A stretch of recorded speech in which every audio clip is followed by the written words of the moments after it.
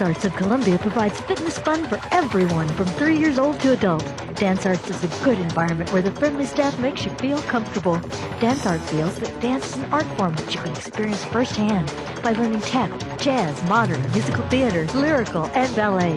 Dance Arts urges you to enjoy a sense of accomplishment while getting fit and having fun. For class information, call 875-1569. Dance Arts of Columbia, serving Columbia since 1979.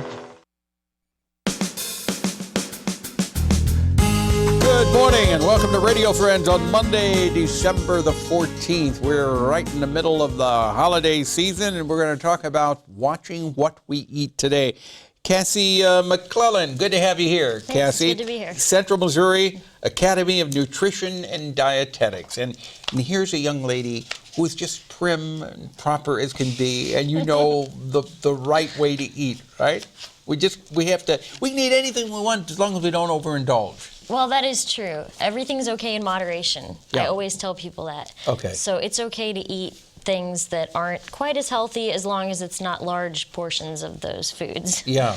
But how do you prevent yourself if you don't have a very good willpower and you go to gatherings, holiday gatherings? What do you do to prevent yourself from really overeating?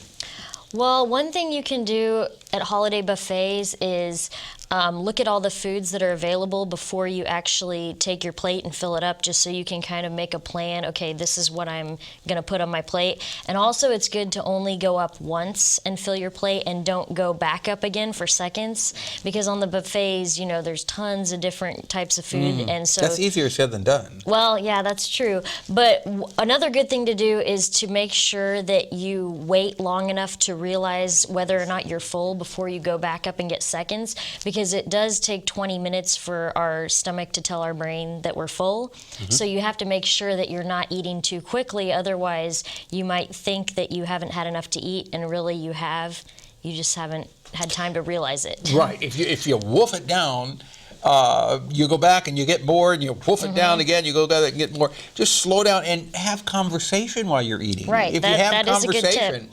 If you have conversation, it's taking longer to eat, and then your body is saying, oh, whoops, well, I got a lot of food in here. I don't need to go back and get more. Right. And so it is good to socialize while you're eating during holiday get-togethers. So like you said, you're not going to eat as quickly and wolf down your food if you're talking to someone. Right. What else do you keep in mind? It's good to load up your plate with lots of fruits and vegetables, because those foods are lower in calories and they also have higher fiber content, so they keep you feeling full for a long time. And it's good to eat your vegetables first on your plate, because we tend to eat more of the foods that we choose first. So it's good to do your vegetables and then try to get some lean protein in there too, because the protein will keep you feeling full, and then it'll kind of offset the higher carbohydrate foods, and it'll keep your blood sugars from spiking, which will also keep you feeling full longer. Well, you sound so knowledgeable there. So when you go to the buffet, fill up with the salad bar first, the fruits and the vegetables and the salad, and then what about dessert? For dessert, it's okay to eat dessert. It's not completely off limits or anything, but you want small portion sizes. So, you know, you can have like one cookie, or a half a cup of ice cream is a proper portion size. You just don't want to go overboard with the dessert. Ice cream? I know it sounds really small, but that's the serving size for ice cream. A half a cup of ice, is that one scoop? Probably about one scoop. Depends on the size of your scoop, though. Okay, but a serving size is a half a cup of ice cream. What about vegetables, fruits and vegetables? Is that a cup or a half a cup? Well, if serving for vegetables is half a cup cooked or 1 cup raw.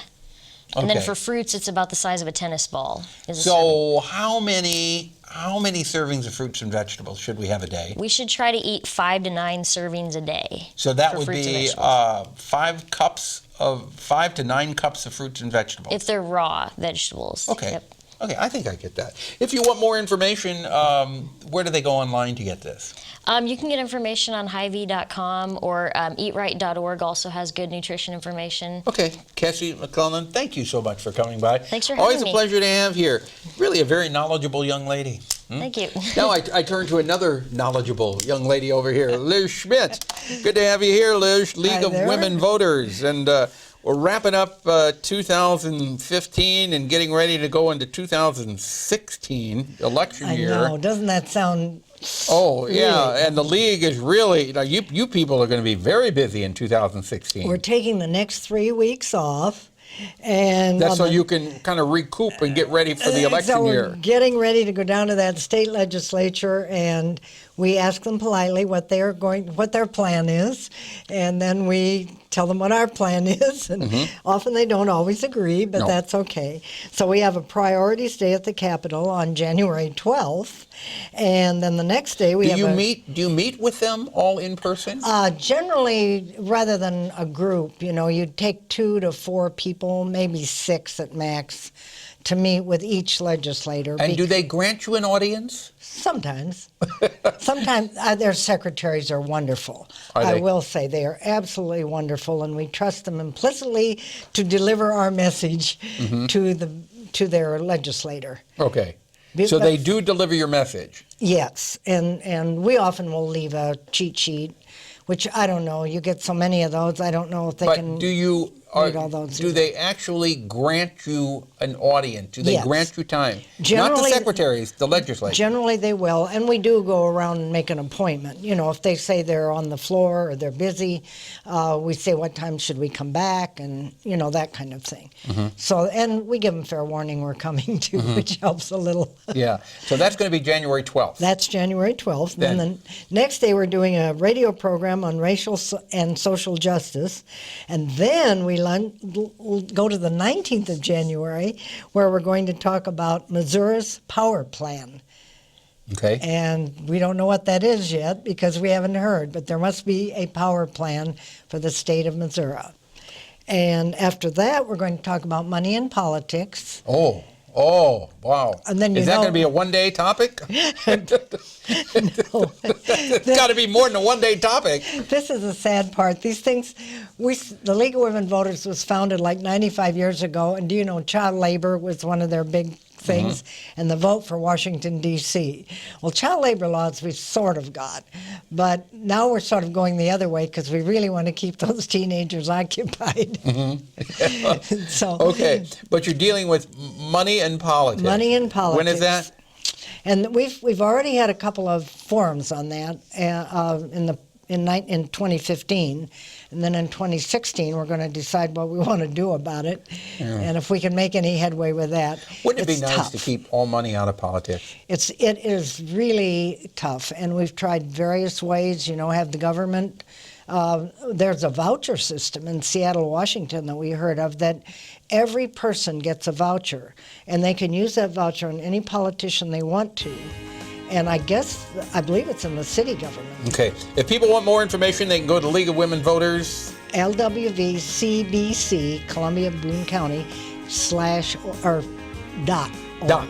Okay. Liz Schmidt, thank you so much for coming by. And Cassie, thank you. Tomorrow, green flooring ideas in the Missouri Symphony Society Holiday Show.